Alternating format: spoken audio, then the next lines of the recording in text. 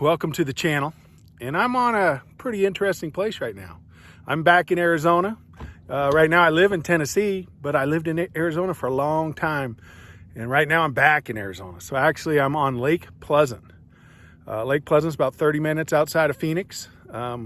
We're here the 1st of November, and I mean, it's 80 degrees, wearing shorts and flip-flops. I mean, it's just one of those deals that it's beautiful weather, and it's a lot of reminiscing for me. This is where I started fishing 40 years ago on this little lake. And what it was is a small little lake right outside of Phoenix. And what they did is they put a new dam in 1993, and they tripled the size of the lake. And back then, you didn't know what was going to happen. You'd heard, well, maybe the fishing will get good. Well, what happened? It boomed. This lake boomed. And the fish were crazy. I mean, the big fish became everywhere. By 1994, there were giant bass everywhere in this lake. We thought the new state record was actually going to be caught here. So 1994, that was about 27 years ago, I fished a bass tournament right out here. And I'm fishing right now, and it's pretty much the same place. It's called a place we used to call Toad Row because we catch so many big ones out here. And it was about the same week, 27 years ago, and I had two bites. I had a shallow bite, up in 10, 15 feet to catch numbers. And then I'd come out here to Toad Row and just throw a big Carolina rig the rest of the day. And the first day of the tournament, I came out here and I caught my biggest fish, a 13-8. And here's a picture of it. That fish is still my largest fish. I've never caught one bigger than that. It was a super healthy fish, caught in about 45 or 50 feet of water. And it was a long cast with a Carolina rig on this ridge right here. And it just never hit the bottom. It just kept going. It just kept going. And I immediately thought, well, maybe I got a big striper or catfish or something big, and fought it. Now I got to mention, I'm in a tournament. Fought it, had my partner with a net, and all of a sudden a 13-pounder floated up right by the boat. And that was big fish of the year, actually, for the circuit I was fishing. Big fish for me, big fish for the tournament. Won the tournament by 17 pounds, obviously. I mean, I sort of smoked it with that thing. You catch a 13-pounder in a tournament, it's a pretty cool deal. But anyway, it's been a reminiscing day out here on this lake. I hadn't been here in 6 years. Fishing's not near as good as it used to be. There's some nice fish in here, but you don't see 12 and 13-pounders coming out here anymore, unless they're striped bass, and you got a lot of those. But anyway, I'm going to keep fishing on this lake, and I'm going to show you a couple other little spots that I like. And, this is desert fishing at its best, a flooded desert. And that's where these fish live. And like I said, 20 plus years ago, this was the best lake in probably the western United States. And the stripers got in and basically ruined it. Ate every piece of bait in this lake, and it's just not near as good. And obviously all the trees died and got, washed away with the water flooding them. But I'm going to go out here and keep fishing. I'm going to show you some other stuff here in just a minute.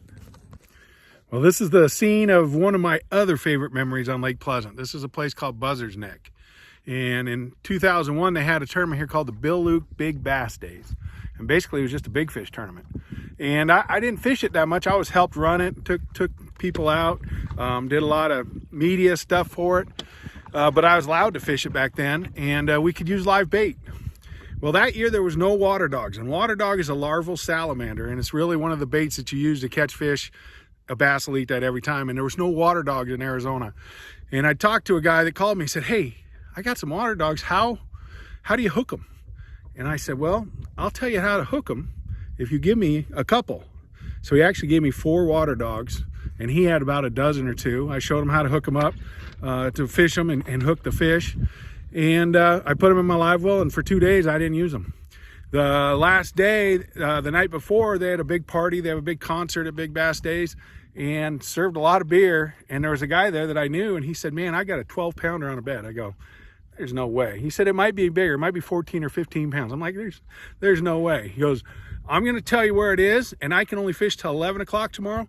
If I leave and I don't catch it, and I have to leave, you come by there and you can go fish for it." All right. So I didn't really know what to think. I came right into this area right here, and there was a guy there fishing, and that guy had been gone. He never even showed up because he drank so many beers. He never even showed up that day. But another friend of mine was fishing for it. He goes, "Yeah, it's big, it's big." And he had his grandchild with him. And I'm like, I just watched him for a while, and all of a sudden the grandchild jumped in the lake, and it was super cold still. It was in March, and he had to get that kid out, drag him off, take him in, get him cooled off. He goes, man, you go ahead and fish for it. So I had about 4 hours left. I had one water. No one had a water dog. And actually, they'd scared this fish way back up on that flat. So I sort of backed off, and I found the little male, and I know where he was, and I put that water dog down on the bottom of that bed, and I backed out here where we are right here in the middle of the cove and just sat here. And it was like over an hour with that water dog on the bed, sitting here, a bunch of people fishing around. I'm trying to keep them away. You know, they're looking for it. I'm like, just stay away. I'm fishing for it. And with about 30 minutes left on the last day, my line tightened up. And I set the hook and it jumped. And if I would have lost it, I would have said it was a 15 or 16 pounder. Ended up being 12 pounds, and this is what it looked like. And what happened then was I had to get in. I had to get in quick. So I put the fish in live well, ran in, ran up, got the fish weighed. It weighed 12 pounds. I won the truck, the boat, did everything. They had lie detectors, which is no problem. I had 6 guys watching me catch it. But it was a really fun day. And it was right here on this little flat. 12-pound bass sitting there. Let her go. Swam off perfectly. Probably came back here and finished spawning. Who knows? But at that time, there weren't a lot of big bass left in this lake.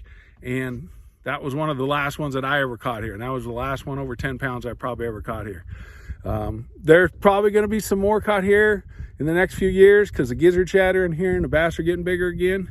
So I'm going to start fishing again and see what I can find. Those are my 2 best stories from Lake Pleasant.